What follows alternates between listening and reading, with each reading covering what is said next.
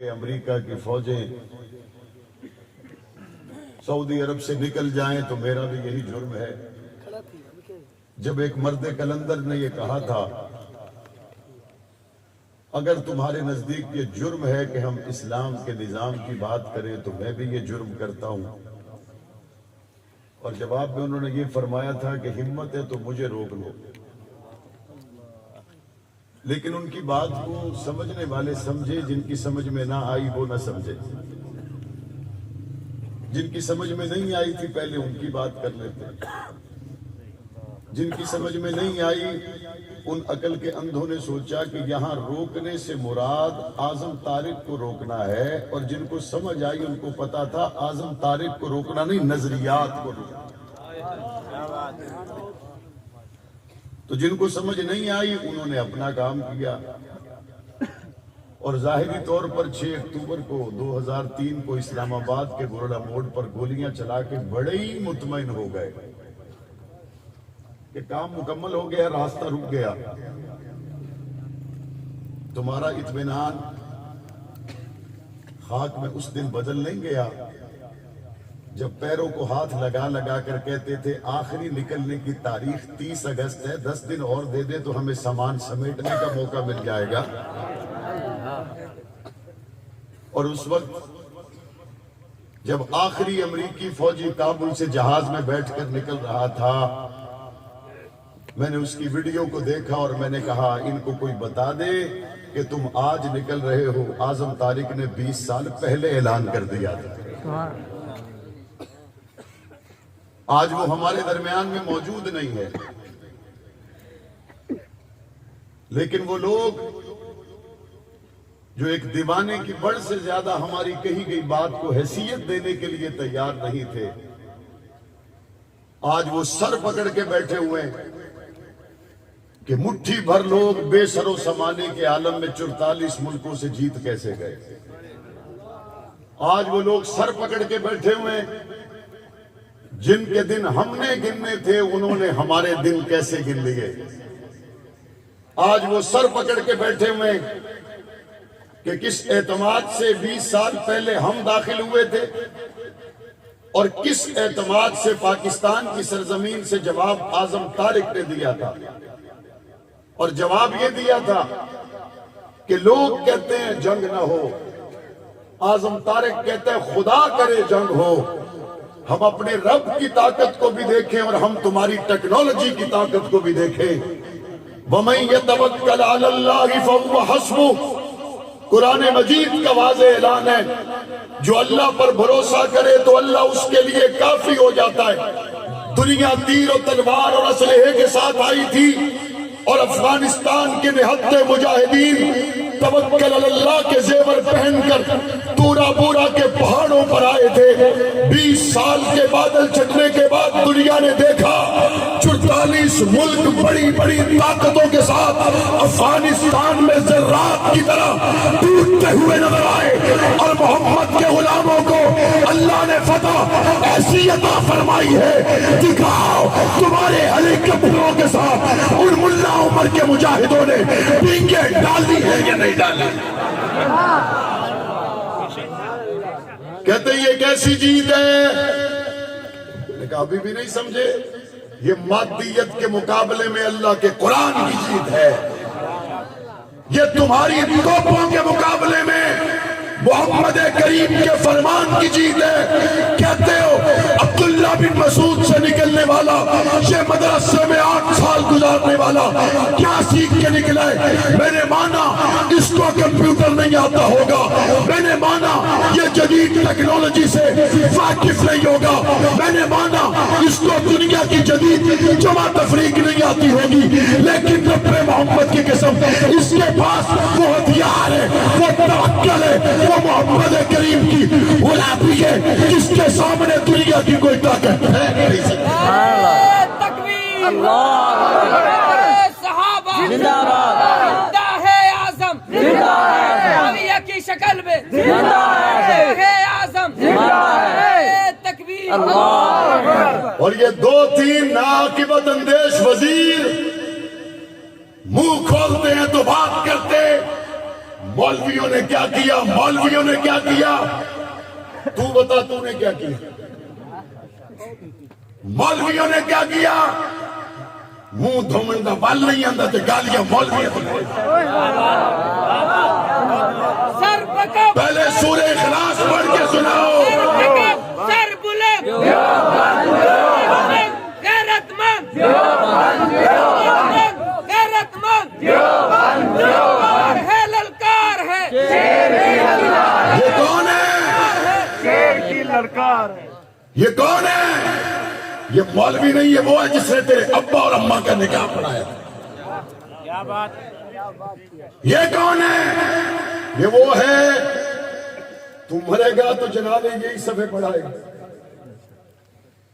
मौलवियों ने क्या किया, मौलवियों ने क्या किया, मदरसों ने क्या किया, मदरसों ने क्या किया, बताओ। तुम्हारी बनाई गई यूनिवर्सिटियों में कोई बाहर से पढ़ने आया हो, क्या बात, तुम्हारे कॉलेजेस में कोई अमेरिका से पढ़ने आया हो, तुम्हारी यूनिवर्सिटियों में कोई अमेरिका से पढ़ने आया हो, तुम्हारी नजर में मादियत की इंतहा पर पहुंचने वाले, तरक्की की इंतहा पर पहुंचने वाले अमेरिका और यूरोप में उन यूनिवर्सिटियों के लिए तुम तरले करते हो, तुम्हारी यूनिवर्सिटियों में वहां से पढ़ने के लिए कोई नहीं आता। आओ मैं दिखाता हूँ, मेरा मरकज मक्का और मदीना है, कराची से लेकर कश्मीर तक। पाकिस्तान के मदरसों में मक्का वाले भी हैं, मदीना वाले भी।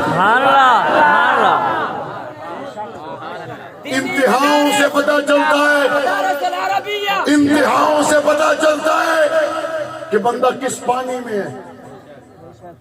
अगर कोई अफ्रीका से पढ़ने आ गया तो बड़ी बात कौन सी है, मादियत की इंतहा पर तो अमेरिका है। अगर कोई किसी छोटे मोटे मुल्क से पढ़ने के लिए आ गया तो बड़ी बात कौन सी है, मादियत की इंतहा पर तो यूरोप है। मैं बताता हूं, कुरान उतरा मक्का में, उतरा मदीना में, जाके देख मस्जिद नबवी के सहन में पाकिस्तान का कारी पढ़ाता है, मक्का के सहन में पाकिस्तान का कारी पढ़ाता है। अरब मान गए, अजमियों से अच्छा कुरान कोई नहीं पढ़ता।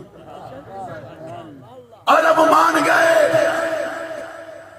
मेरे पास वक्त नहीं है, ना मेरा ये उन्वान है कि मैं बयान करूं कि 1526 से लेकर आज तक हमारी तारीख क्या है। लेकिन अगर मवाजना करना चाहते हो तो फिर बताओ, तुम्हारे लिए बाहर से कितने आए, मदारिस के लिए कितने आए। और अगली बात, चाहते ये हैं मुल्क में बाहर से लोग आए, मुल्क में बाहर से लोग आए। खान साहब, मदरसों की तालीम के लिए आने वालों के लिए वीजा तुम खोल दो, डॉलरों की पाकिस्तान में रेल बेल न हो, मैं सीट छोड़ू। लेकिन हूं पासे नहीं रहना, उठा पर सड़ दे। मुसाफ बहादुर अमेरिका नाराज हो जाएगा, मसाइल पैदा होंगे। और एक वजीर क्या कहता है, मौलवियों की वजह से पीछे रह गए। मौलवी तो गाली में करे नहीं, मैं मौलवी नहीं करता, मौलवियों की वजह से पीछे रह गए। हम बड़ी तरक्की कर जाते हैं।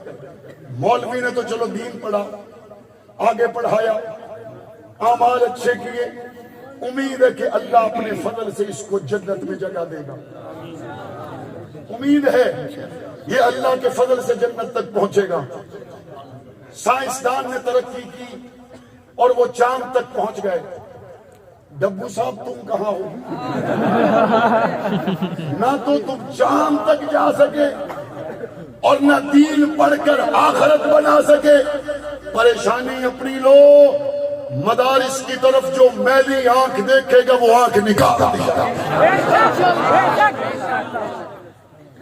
मदारिस और मसाजिद की आजादी को, मिंबरों में रात की आजादी को एक लम्हे के लिए भी जो सल्ब करने का तसव्वुर भी करेगा, मदारिस के खिलाफ بھاگنے والی زبانوں کو کھینچ دیا جائے گا، منبروں میں راب کی آزادی کو سلب کرنے والے کا راستہ تنگ کر دیا جائے گا۔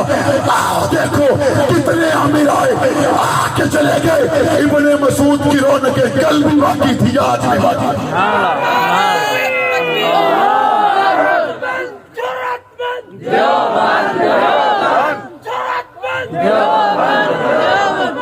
اور یہ جو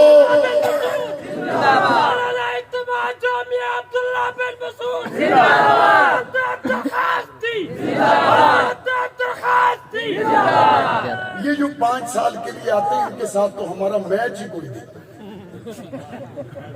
ان سے تو ہمارا لیول ہی نہیں ہے۔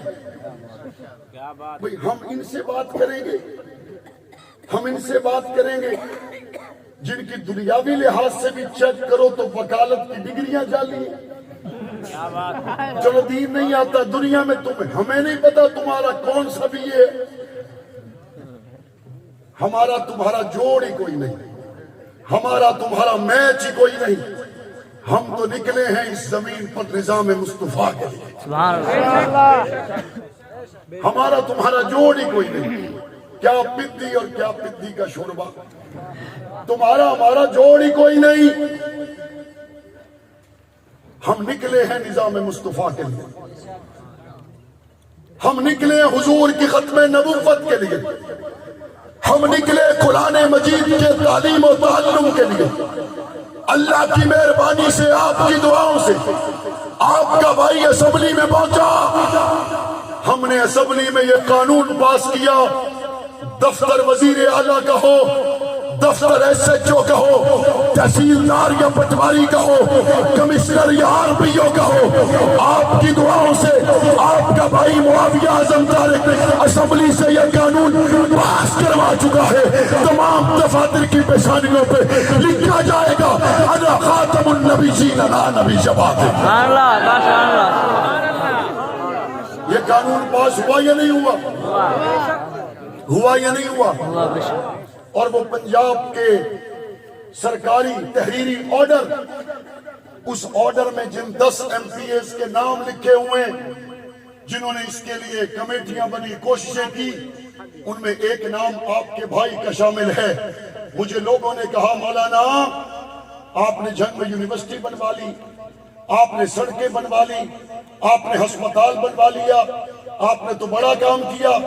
میں نے کہا ان کاموں کو میں بڑی نظر سے نہیں دیکھتا، میرے نزدیک بڑی بات یہ ہے اللہ نے مجھ ناچیز سے ختم نبوت کا پہرا لے لیا۔ اور اگلی بات، تمام پنجاب کے سکولوں میں قرآن مجید ناظرہ پڑھایا جا رہا ہے یا نہیں؟ ترجمہ بھی پڑھایا جا رہا ہے یا نہیں؟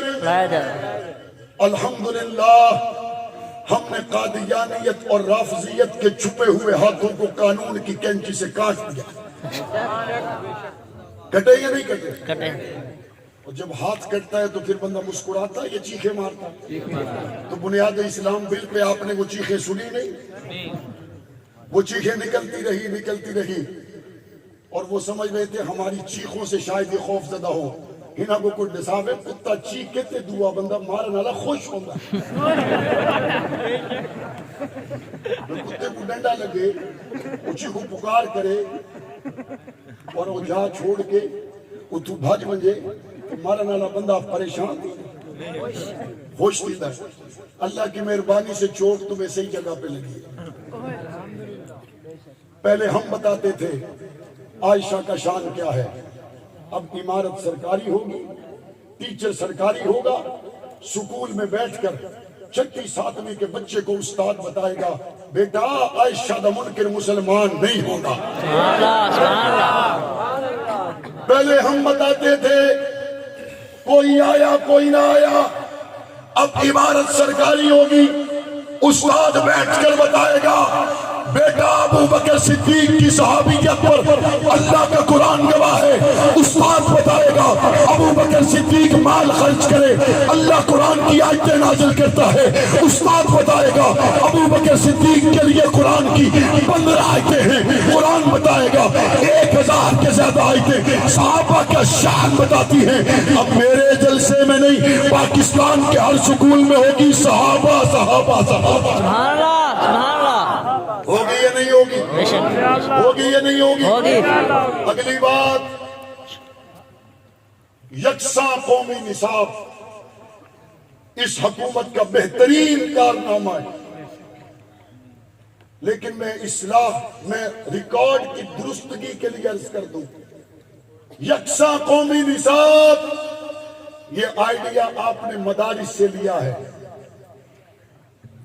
مدارس میں ایک جیسا نصاب ہے اور سال ہر سال سے ایک جیسا نصاب ہے اور ماحول بھی ایک جیسا ہے.